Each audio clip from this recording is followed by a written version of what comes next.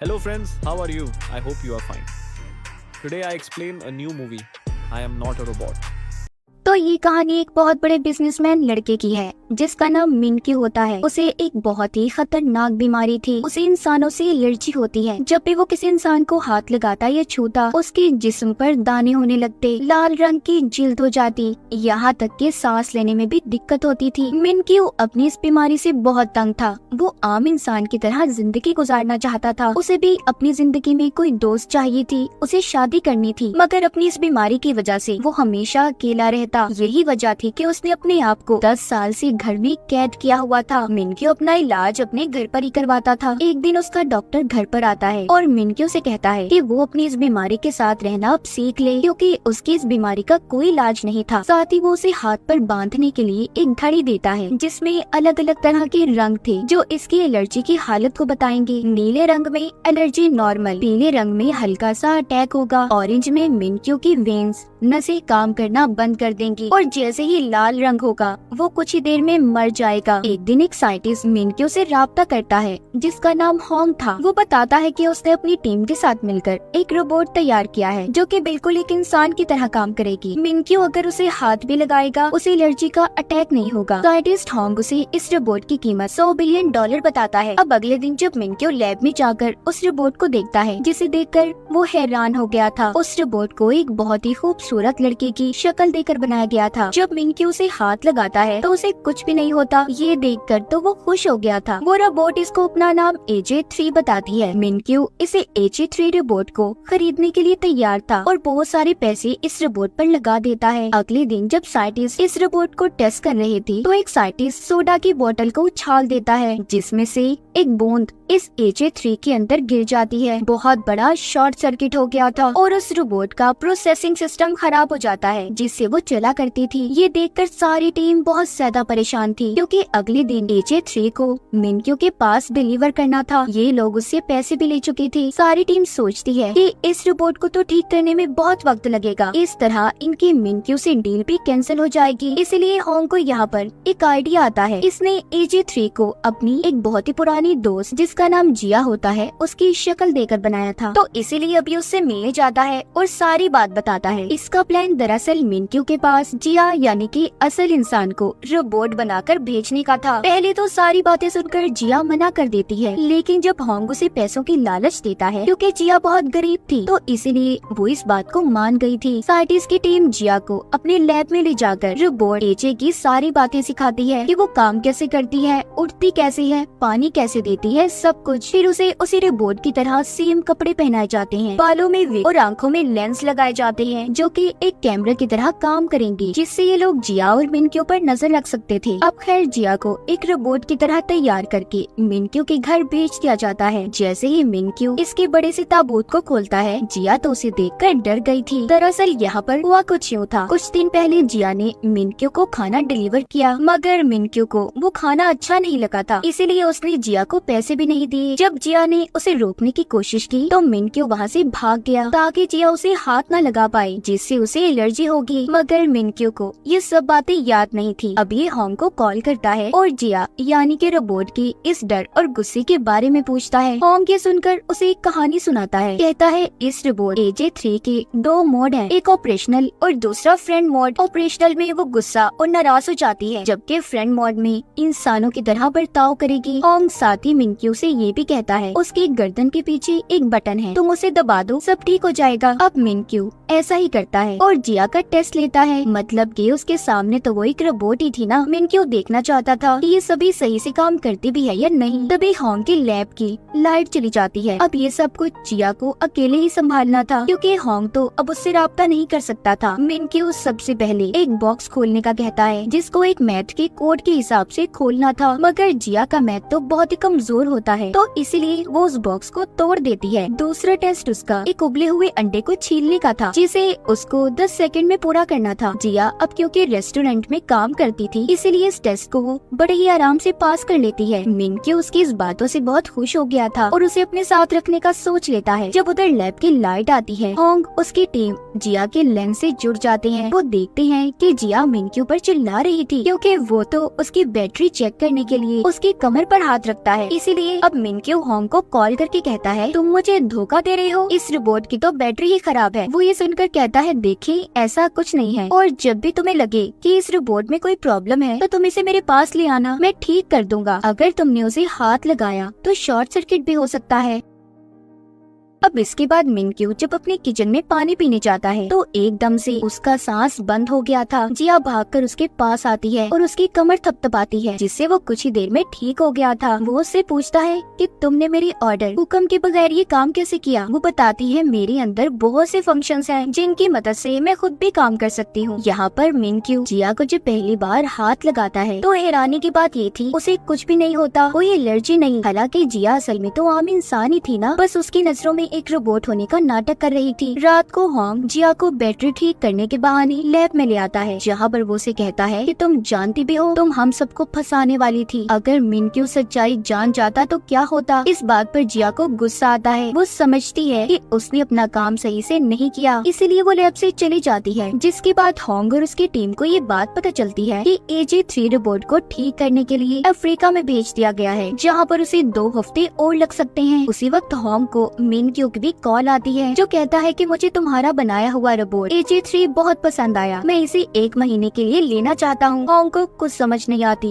कि अब वो क्या करेगा, इसीलिए वो जिया को वापस बुलाता है और कहता है कि कुछ दिन और तुम्हें रोबोट बनकर मिनक्यू के सामने रहना होगा। इसके बदले में वो उसे ज्यादा पैसे देने की लालच भी देता है और कहता है कि हर रात तुम्हें चार्ज करने के बहाने हम लैब में ले आएंगे। ये सब बातें सुनकर जिया फिर से रोबोट बनने के लिए तैयार थी। एक दिन जिया बाथरूम में जाती है, बाथरूम को मिनक्यू के महंगे परफ्यूम से साफ कर रही थी। तभी उधर मिनक्यू आ जाता है और उसे इस तरह देखकर कहता है कि रोबोट तो पानी के पास नहीं जा सकते, तो तुम ये सब कैसे कर रही हो। जिया रोबोट की तरह उसे जवाब देती है कि मैं एडवांस रोबोट हूँ जो हर काम कर सकती हूँ। तभी मिनक्यू जब मुड़ने लगता है तो वो जिया के मुंह पर आते पसीने को नोटिस करता है। ये देखने जब वो दोबारा पीछे मुड़ता है तो तभी उसका पाँव साबुन के ऊपर आ गया था, जिससे वो फिसल जाता है और उसकी कमर में चोट लग गई थी। इस तरह एक दिन जिया सफाई करते हुए मिनक्यू के ताश के पत्तों का बना हुआ घर खराब कर देती है, जिसको बनाने में उसे 10 साल लगे थे। ये देखकर मिनक्यू को गुस्सा आ जाता है। तभी जिया कहती है मेरी बैटरी 5% रह गई है और खुद ही बंद होने का नाटक करती है। मिनक्यू होंग को अपने घर पर बुलाकर पूछता है कि आखिर तुम्हारे रोबोट में क्या मसला है, उसकी गलतियों की वजह से मेरे नुकसान हो रहे हैं। होंग कहता है मुझे थोड़ा टाइम दे, मैं इसे ठीक कर दूंगा। एक दिन मिनक्यू के खास मेहमान ने घर पर आना था तो इसलिए वो जिया को बाहर निकलने से मना करता है। दरअसल उसका खास मेहमान एक लड़की थी जिसे मिनक्यू बहुत पसंद करता था। अब वो लड़की जब उसके घर आती है और मिनक्यू से मिलते हुए उसके कंधे पर हाथ लगाती है, उसको एलर्जी होने लगी थी। वो लड़की मिनक्यू की इस बीमारी के बारे में नहीं जानती थी, तो इसीलिए वो एक मीटिंग का बहाना बनाकर वहाँ से भागकर घर के अंदर आ जाता है और उस कमरे तक पहुँचने की कोशिश करता है जहाँ पर उसकी एलर्जी के इंजेक्शन थे, मगर कमजोर होने की वजह से इंजेक्शन को नहीं लगा पाता। तभी ये देखकर उधर जिया आती है। मिनक्यू जमीन पर बेहोश पड़ा था। यही से कहानी हमें उस वक्त की दिखाई जाती है जब मिनक्यू को ये बीमारी नहीं थी, उसके लिए सब कुछ नॉर्मल था। मिनक्यू ने जब ताश के पत्तों का पहला घर बनाया तो बहुत खुश हुआ। एक दिन छोटे मिनक्यू की बर्थडे पार्टी थी, बहुत से लोग जमा होते हैं, सभी बहुत खुश थे। जब पार्टी से मिनक्यू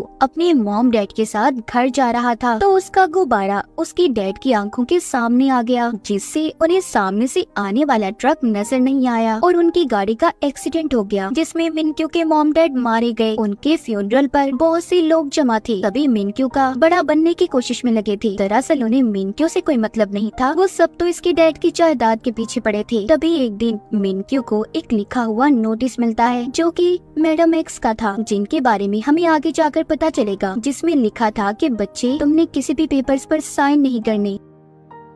एक दिन जब वो अकेला बैठा था तो उसके पास उसका दोस्त आता है जिसके पास एडॉप्शंस के पेपर थे। वो कहता है देखो इस पर साइन कर दो, जिसके बाद तुम मेरे भाई बन जाओगे। मिनक्यू भी उन पेपर्स पर साइन कर देता है। तभी वो देखता है उसके दोस्त का हाथ एक शैतानी हाथ में बदल गया, जिससे डरकर वो वहाँ से भाग जाता है। अब उसका दोस्त अपने डैड के पास वापस आकर जब उन्हें वो पेपर्स देता है तो मिनक्यू ने आखिरी सफ़े पर अपने साइन की बजाय कुछ और लिखा था। उधर मिनक्यू अपने घर में आकर अकेला रहने लगा। उसके दिमाग दिमाग में ये बात बैठ गई कि लोग बहुत गंदे हैं, वो उसकी जायदाद के पीछे पड़े हैं, इसीलिए जब से उसे इंसानों से एलर्जी होने लगी। ये बात उसके खास डॉक्टर के अलावा कोई भी नहीं जानता था। इसी के साथ कहानी दोबारा प्रेजेंट मौजूदा दौर में आती है, जहाँ पर मिनक्यो को अब होश आ गया था। वो अपने पास जिया को पाता है, उसे बताता है कि मैंने सपना देखा, सभी लोग मेरे दुश्मन हैं। वो ये देखकर हैरान था कि वो बिल्कुल ठीक हो गया है। अब वो जिया के साथ और ज्यादा वक्त गुजारने लगा। एक दिन वो उसी लड़के से मिलने जाता है जिसे वो पसंद करता था। अब वो लड़की जाते हुए मिनक्यो से फिर से हाथ मिलाकर जाती है, तो तभी उसे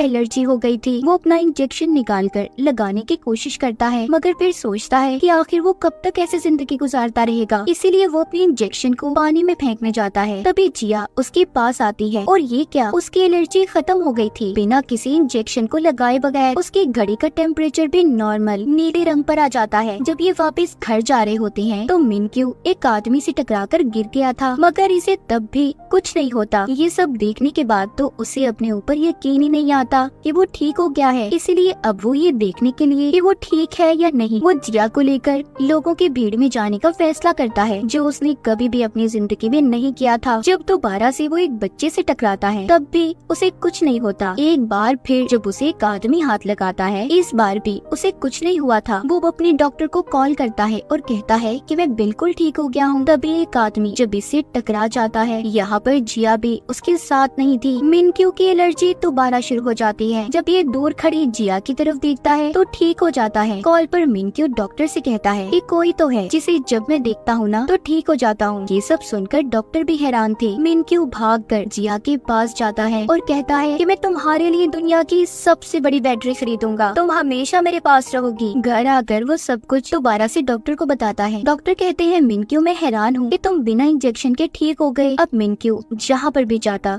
जिया को अपने साथ साथ रखता। उसकी नजर में तो अब भी वो सिर्फ एक रोबोट थी। उधर लैब में दिखाया जाता है असल AJ3 रोबोट ठीक हो गई है, मगर उसे ठीक से काम करने में कुछ वक्त अभी और लगने वाला था। जब जिया को ये बात पता चलती है कि AJ3 रोबोट ठीक हो गई है तो उदास हो जाती है, क्योंकि अब इसे भी मिनक्यो के साथ रहने की आदत हो गई थी। एक दिन मिनक्यो जिया को होटल में लेकर जाता है, जहाँ पर वो लड़की अपने डैड के साथ आई हुई थी जिसे मिनक्यो पसंद करता था। वो जिया को ले जाकर एक अलग टेबल पर बिठा देता है। ये बात जिया को बहुत बुरी लगती है। जब मिनक्यो वापस आता है तो वो उसे ठीक से बात नहीं करती। अब मिनक्यो भी जान गया था कि वो तभी महफूज है जब AJ3 रोबोट यानी कि जिया उसके साथ होगी। एक दिन जब वो गैस स्टेशन पर रुकता है तो क्रेडिट कार्ड लेते हुए उसका हाथ वहाँ के वर्कर के हाथ से लग जाता है। थोड़ा आगे जाने पर जब वो इस बात को नोटिस करता है कि उसे किसी ने हाथ लगाया तब भी उसे कुछ नहीं हुआ। ये सारी बातें जब वो अपने डॉक्टर को बताता है तो वो कहते हैं देखो अब तुम ठीक हो गए हो तो उस रोबोट को भेज दो ना जिसे तुमने अपने घर में रखा है। मतलब जिया की बात हो रही थी यहाँ पर, मगर दिल ही दिल में तो मिनक्यो को जिया से प्यार हो गया था। अब वो होंग के पास जाता है और उसे अपने दिल की बात बताता है। ये बात सुनकर वो कहता है कि तुम एक रोबोट की बात कर रहे हो जिसे पहले से डिजाइन किया गया था। मिनक्यो कहता है फिर मैं क्या करूँ, मैं पागल हो रहा हूँ, कैसे भुलाऊं मैं उसकी यादों को। वो कहता है एक रास्ता है, मैं उस रोबोट की सारी यादों को डिलीट कर दूंगा जिससे वो सब कुछ भूल जाएगी और तुम भी कहीं और चले जाना। अब आखिरी बार जिया को AJ3 रोबोट बनाकर मिनक्यो के पास भेजा जाता है। दोनों एक दूसरे को देखते हैं। बाहर बहुत ज्यादा बर्फबारी हो रही थी। आखिरी बार ये दोनों बाहर घूमने जाते हैं, फिर वापस से घर आ गए थे। मिनक्यो जिया का शुक्रिया करता है कि उसने उसे ठीक कर दिया। फिर वो अपने गले से अपनी मॉम का दिया हुआ लॉकेट उतार कर पहना देता है। फिर उसके गले लगकर रीसेट का बटन दबाकर बहुत रोता है। उधर AJ3 रोबोट को भी ये बात पता चल गई थी कि मिनक्यो का फोल्डर डिलीट हो गया है। दोनों रात को एक दूसरे को याद करके बहुत रोते हैं। जिया इतना रोती है कि बीमार हो गई थी। अगली सुबह दोनों अपनी जिंदगी की नई शुरुआत करते हैं। जिया अपनी नानी के घर जाने के लिए तैयार थी।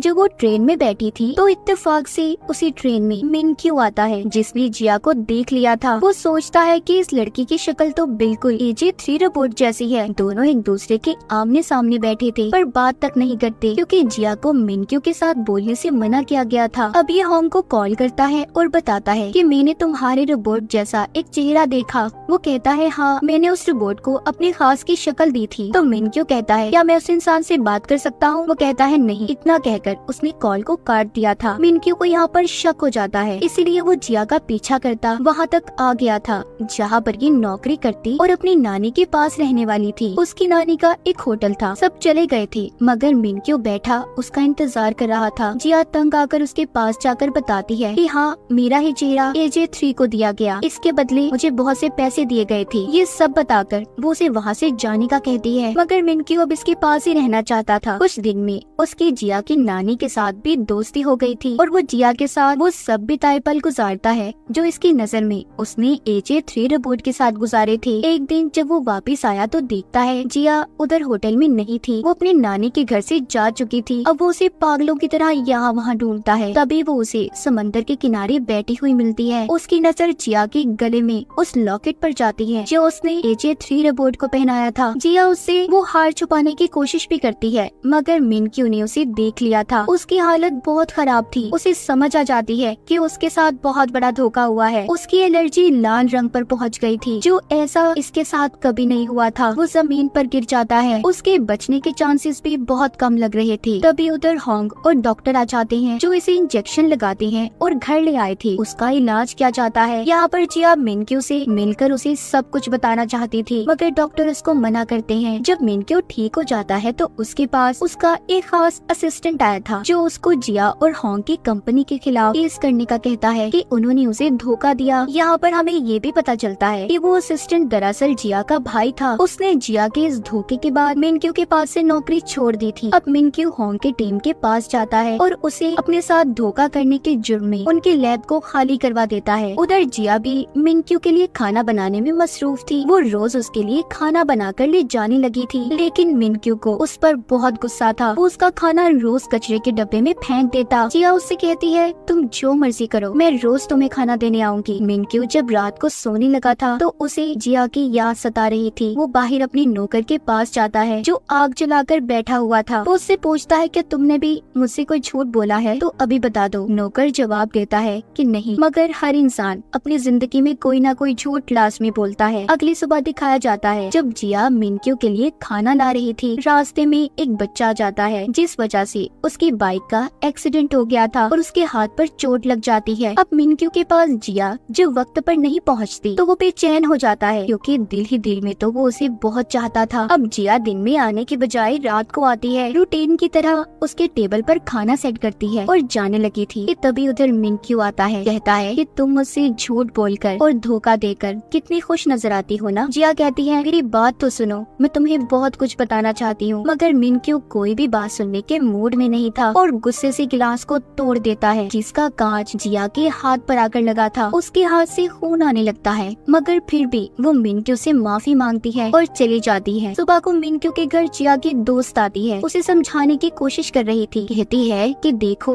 अपनी जिद छोड़ दो, नहीं तो अपनी यादों में ही कैद होकर अकेले रह जाओगे। जिया होंग की टीम के साथ ऑस्ट्रेलिया जाने वाली है, उसे रोक लो। मिनक्यू जिया के दोस्त के सामने तो नॉर्मल होने का नाटक करता है मगर मन ही मन में वो परेशान हो रहा था। सुबह होते ही जब वो उस जगह पर जाता है जहाँ पर जिया रुकी हुई थी तो वहाँ पर वो होंग की टीम के लोगों को देखता है मगर वो अपनी गाड़ी लेकर वहाँ से चला गया था और वापस अपने घर आ जाता है जहाँ पर आकर वो टीवी में खबर सुनता है। उसे पता चलता है कि आज 70 सितारे आसमान पर टूटे नजर आएंगे। जब वो अपनी छतरी बदलने जाता है तो उसे जिया की छतरी मिलती है जिसे देखकर वो दोबारा से अपनी और जिया की प्यार भरी यादों में गुम हो जाता है। उधर AJ3 रोबोट भी सही से काम करने लग गई थी। मिनक्यू ने भी अब जिया से मिलने का फैसला कर लिया था क्योंकि वो जान चुका था कि वो उसके बगैर नहीं रह सकता। वो एक चट्टान पर जिया से मिलने जाता है जहाँ पर जिया उसे बताती है मैंने रोबोट बनने का नाटक किया, तुम एक रोबोट के साथ नहीं बल्कि एक इंसान के साथ अपना वक्त गुजार रहे थे। तभी मिनक्यू को AJ3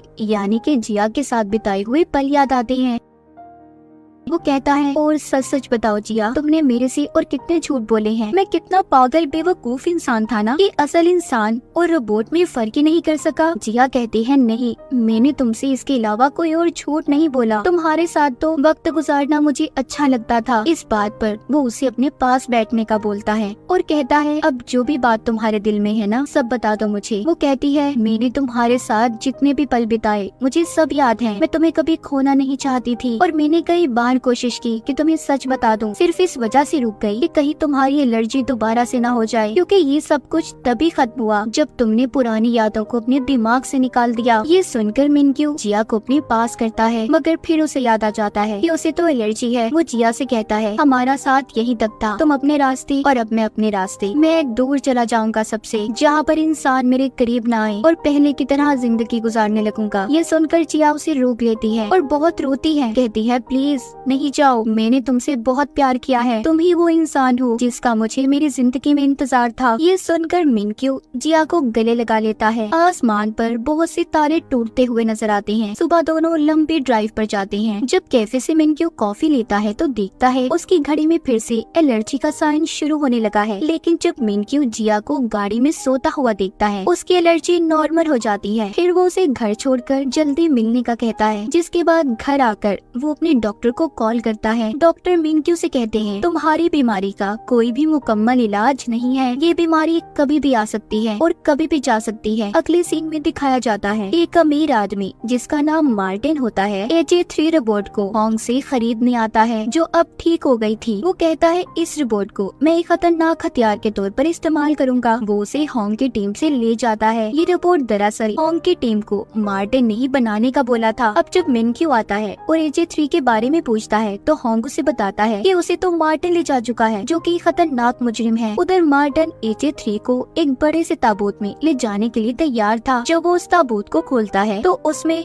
रोबोट नहीं थी। दूसरी तरफ वो AJ रोबोट को हम शहर में घूमता हुआ देखते हैं, जिसके पास ना ही कोई यादें थी और ना ही उसे अपने बारे में कुछ पता था। अब मिनक्यू भी अपने घर वापस आ गया था, जहाँ पर उसे छोटा सा क्यूट रोबोट हाय करता है। वो देखता है उसके किचन में जिया और होंग की टीम मिलकर खाना बना रही है। जिया उसे अपने जाने का बताती है, जो सुनकर मिनक्यू उदास हो गया था और बहाने लगाने लगता है। कहता है कि आज मौसम बहुत खराब है, उन्हें यहीं पर रुक जाना चाहिए। उधर बाहर हम AJ3 रोबोट को देखते हैं, जो अपने अंदर सेव वीडियोस को देख रही थी। एक मार्टिन की वीडियो जिसमें वो कहता है कि वो उसे एक खतरनाक हथियार के तौर पर इस्तेमाल करेगा, जबकि दूसरी वीडियो वो होंग की टीम की देखती है, जिसमें सब कहते हैं, तुम एक फ्रेंडली रोबोट हो, इंसानों की दोस्त बनोगी। अब यहाँ पर AJ3 मार्टिन की वीडियो को अपने अंदर से डिलीट करके होंग की टीम की वीडियो को रख लेती है, यानी कि उसने अपने दिमाग में इंसानों से दोस्ती बिठा ली थी। अगले सीन में हम मिनक्यू को मैडम एक्स से मिलते हुए देखते हैं। ये वही लेडी थी जिन्होंने बचपन में मिनक्यू को नोट लिखा था कि किसी पेपर पर साइन मत करना। ये हर वक्त उसकी मदद किया करती थी। अब ये से बताती है, मार्टिन एक बहुत ही खतरनाक आदमी है, अगर हमने उसे पकड़वा दिया तो बहुत से लोगों का भला हो सकता है। उसके खिलाफ सबूत एक आदमी के पास है। जिसके बाद मिनक्यू उस आदमी से मिलने जाता है और इसे सबूत देने का कहता है,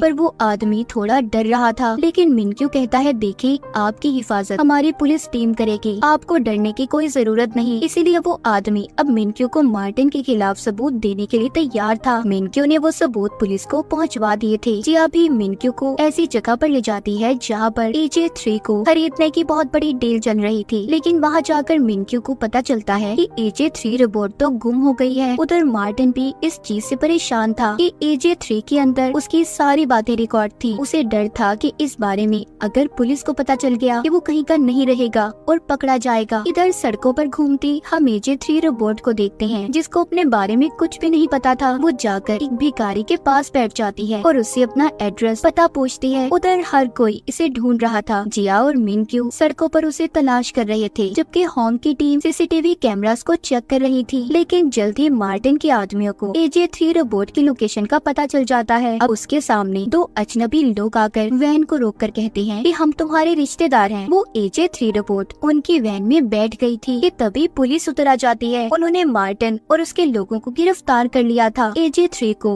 होंग की टीम अपने लैब में वापस ले आती है। तभी बहुत खुश थी कि उन्होंने रोबोट को ढूंढ लिया और गलत हाथों में जाने से बचा लिया। जिया और मिनक्यू घर वापस आकर बहुत खुश थे। होंग की टीम और सब मिलकर बैठकर खाना खाते हैं, जहाँ पर बैठे ये AJ3 रोबोट की वीडियोस देख रहे थे। जब वो बाहर इंसानों से मिली, AJ3 ने बहुत अच्छा काम किया था। होंग इन्हें बताता है कि मैं इसका चेहरा बदलने वाला हूँ। उस रात सब मिलकर आखिरी बार उसे अलविदा बोलते हैं। अब मिनक्यू भी मीडिया के सामने अपने बारे में सब बता देता है कि उसे इंसानों से एलर्जी है, लेकिन वक्त के साथ साथ सब ठीक हो रहा है। वो उन सबका शुक्रिया अदा करता है जिनकी वजह से वो ठीक हुआ था। जिया और होंग की टीम वो ये भी बताता है कि वो एक AI रोबोट पर बहुत से पैसे खर्च करने वाला है। इतना बताते ही उसकी मार्केट के शेयर इंजीनियर्स आसमानों से बातें करने लगे अपनी जिंदगी के सही फैसले लेकर। वो बहुत खुश और इत्मीनान नजर आ रहा था। वो जिया को कॉल करता है और रात को खाने पर मिलने का कहता है। अब वो जिया को बताता है कि तुम्हारा भाई अब भी मेरे पास नौकरी नहीं करना चाहता, वो इस्तीफा देने को तैयार है। जिया